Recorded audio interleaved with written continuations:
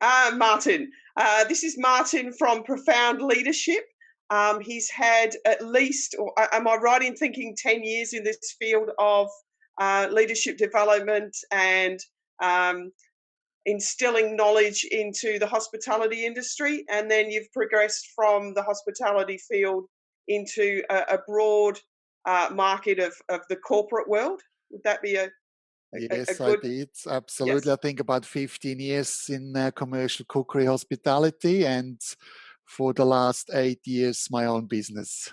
Yes, yes, and fantastic. What I've read of your work really seems quite inspiring, and I'm hoping that today you can offer some really inspiring and thought provoking suggestions and ideas to management professionals and business leaders within the hospitality industry and within other fields, I guess, that might also find this recording that we're creating today. That sounds great, Sarah, and thanks for having me. My pleasure. To start off today, I guess we'd like to do a bit of an overview of what the current issues are within the industry. Yeah, I think at the moment we can all agree the current issue certainly is COVID-19. I think that had a huge impact, negative impact, especially on hospitality. I've actually just read through and I have some stats here that I looked through, which are quite frightening.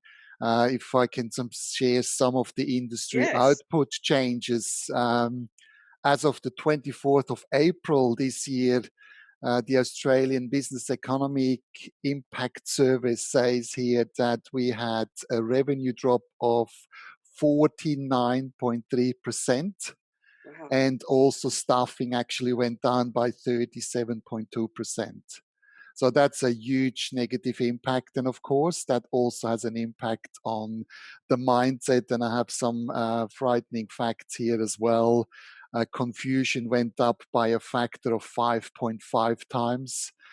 Fear went up by 3 times. There's anxiety who went through the roof. So there's an estimate that every fifth person at the moment is experiencing anxiety quite frequently.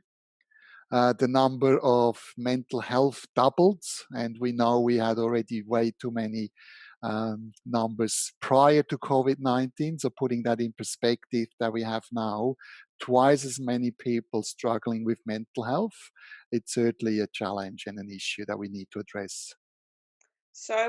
What do you think the options are for the industries coming out of the lockdown? Yeah, look, I think there's just two options and quite simple. We can either stick our head in the sand and surrender, or we can actually deal with the situation as good as possible right now. And I know that is a struggle. The numbers speak for themselves. But it's also really looking at opportunities and reinvent our industry by looking way beyond the COVID-19 pandemic and actually start planning for the future, for a brighter future. What changes do you see will occur within the industry? Changes, I wish I would know, but I'm sure that we're not going to go back to what we had. So I think the norm completely changed. One of the things that I identified within the industry, a challenge is that quite often, particularly cooks or chefs, they just see themselves as one identity. And I hear that often is like, I'm just a cook or I'm just a chef. And I think we need to start to realize that we're wearing so many different chef's hats or toques in the French term that we need to wear because when we have only one identity, it is very limiting. And it's almost like standing on one leg. In other words, maybe use a metaphor like, those bar tables that we had quite often have with only one leg. Hmm. That is almost like a symbol of I'm just a chef or just a cook. And that table quite often is very wobbly. So if somebody starts to chop on that leg, the whole thing collapses. So what I'm saying here is we need to build a table with a lot of solid legs, Yes. different identities that we do wear to make that table really solid and steady. So even if somebody chops off one or the other leg, that the table is still stable. So, what do you see is happening right now? Right now, that's a very good question. Can I may start with a metaphor because I worked on cruise ships for so many years, and I was always impressed of how great the experience were for the passengers, and how smooth everything worked on the cruise ship. Mm. And I was part of it in one way, but they are huge and there are so many things going on. And the question that went through my head was always, who's running that ship? And I ask that question quite often in some of my webinars, and people say the captain is the one in charge. Other people say the cruise director, other people say the crew in general. And I think it's a wonderful metaphor um, of how the industry or how we operate on ourselves. Because what I've learned is firsthand experience, when the captain and the crew, when they don't communicate with each other, when they don't connect, creation goes down. So literally, when connection and communication go down, so does creation. And I think that is actually happening right now within our industry, which amazes me because I believe creation is really a big part of being a chef. I think that is the foundation and it's actually a strength.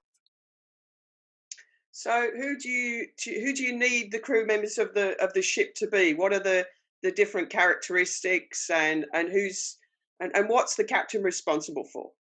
Yeah, excellent. That's a great follow up question. And I'm glad I can collaborate or elaborate a bit more on that.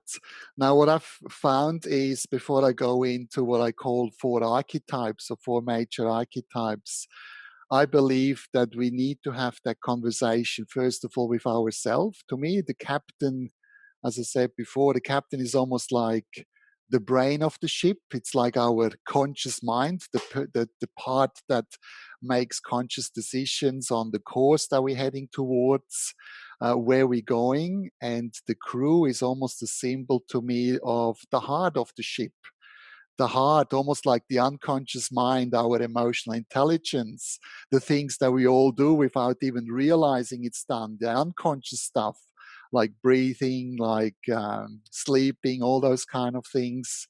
And again, we need to be able to articulate things really clearly, which is the brain, but we also need to be able to articulate things, especially in times of crisis, where we connect to our heart, to our emotions. And again, that connection needs to be there and congruent. Now, what are those four archetypes? Let me get into it. One of the first one that I would like to start is I call them the dynamos. You know, the good old dynamos that we had on the bicycle that really These are going the chefs who are very chopping. quickly. These are actually exactly, these are the chefs who are chopping away. These are the chefs who are actually the doers, in other words. These are the chefs that are great with details and specific works, as you said, chopping and getting all the details done. The busyness in the kitchen, they are focusing on excellence, on the food itself, what goes on the plates, the garnish. So, in other words, they are the doer. Quite often, they are the people who are very realistic. You know, the down to earth people that are focused. Yes, they are very productive, they get the job done, they are hands-on, so the operational people. And I think we actually have plenty of dynamos within the industry. So that's the first one. The second archetype, I almost refer that a bit to a certificate forward in education level. The third for the archetype is a bit, stepping up, is putting the effort more into the planning of the process. They are excellent with critical thinking. So the supervision comes in other words. They are carefully considering pros and cons. They're managing risks. So the architects are often highly motivated and great when it comes to focusing on outcomes. So the menu design, the menu engineering, food cost calculations, recipes, standard recipes, in other words, risk management, food safety program, hygiene requirements, workplace health and safety, all those kind of things. Yes, yes, yes. And even there, I think we do have quite a few architects as well. And this is what makes a kitchen run quite well from a technical perspective, from an operational perspective. Hmm. And where I think becomes really interesting is then with the third archetype, which I call the collaborators. And the collaborators is actually they're focusing on the group objectives, maintaining smooth running of the group. They put the community interests before their own personal ambition quite often. Collaborators are quite really great communicators. They are very trusting and caring. They are sensitive to other people's needs. So these are the people who articulate quite well. They Hmm. use social and emotional intelligence. They keep the team together. They create that sense of belonging. They create actually the culture where people feel that they matter, that they belong, and that they can contribute. And I Yes. think this is already an area where we could possibly improve. This is where we need to have a bit more heart in the kitchen, a bit more access or a sense of appreciating the diversity and that sense of belonging. Yes. So you need sort of a nurturing figure within the kitchen team to bring them all together. I do believe so, yes. Yeah. And let's go to the captain now, because that was a question of you as well. Yes. What is the responsibility? I think the captain is almost referring to visionary, the visionary leader, in other words. The leader that is directing the group with a clear leadership outcome and an inspirational vision. An exciting destination coming back to the cruise ship where people are excited. Are we going to a tropical, beautiful Caribbean islands? People need to excited about the vision. Yes. They are excellent with the big picture thinking. Mhm. So where do we actually head towards? They might overlook some practical constraints. So this is where we have a bit of a gap sometimes between leaders and the kitchen. I know cooks and chefs, they love to see the head chef, the executive chef, hands on in the kitchen. But on a cruise ship perspective, on a metaphor, we know what can happen if the captain is down in the galley. That Mhm. is where we hit the iceberg quite Yes. often. Yeah. Because the So scale of the operation is so vast. it is. So visionaries are often very creative and innovative as well. They lead, they facilitate, they have this clear vision, as I said. They are quick, but they're also flexible. And Yes. to me, really important is yes, a great captain or a great visionary leader is able to wear all of those four chef's hats that I just went through with you. Um, they know when they jump into the kitchen and help hands on. They know when they need to go into the architect and actually do some costings and calculations. They understand the financial aspect of a business. And I think being able and having that flexibility to jump from one into the other identity or wearing all four chef's hats appropriately, that is what the captain is all about. That's what I call leadership. However, having said that, I think the captain never forgets the main responsibility of having that clear vision and having that destination in his head and focusing on it. So, with everything you've said, which is really probably quite groundbreaking for a lot of chefs to actually think about these things, what's your key message and advice for listeners that are watching this today? Yeah, look, my key message really is I think we need all four archetypes. We really do. Because if we don't have any doers, nothing gets done. It's simple as that. If we don't have any architects, We probably do a lot of things, but we probably not going to make any financial gain. We maybe work too many long hours without having financial benefits from it. We might have accidents, we might have issues, legal issues that will hunt us down, which certainly not going to get us to the destination we are looking for. We do need to collaborators, because without the collaborators, we have a divided team. People are not looking forward to come to work. It's that mentality perhaps that we face sometimes, treat them mean to keep them keen, and I don't think that cuts it anymore. No. We do need to have that sense of belonging, especially with the mindset facts that we went through at the beginning. And of course, most importantly, we need to have those visionary leaders. So, just coming back to my metaphor with the cruise ship, right now, in those unprecedented times, people, I'm convinced, they're looking for a captain to empower them. We need ordinary people, like just actually like you and me, that show extraordinary action, especially in the hospitality and commercial cookery industry. So cooks and chefs that are connecting and communicating especially well with themselves, their crew, their passengers, in other words, their customers, and actually let the struggle transform us to become the best version of ourselves, to successfully deal with those unprecedented times. And as I said, I think we do have a choice right now with the coronavirus and all the contact or the negative news, that we can either surrender or we can actually steer that ship through rough seas. And I probably think we do have some rough seas over the next 12 months. But I think we can steer that ship with confidence and become that visionary leader by looking at the horizon and way beyond the COVID-19 with courage, strength, with trust, and actually really positively shape that or our beloved industry.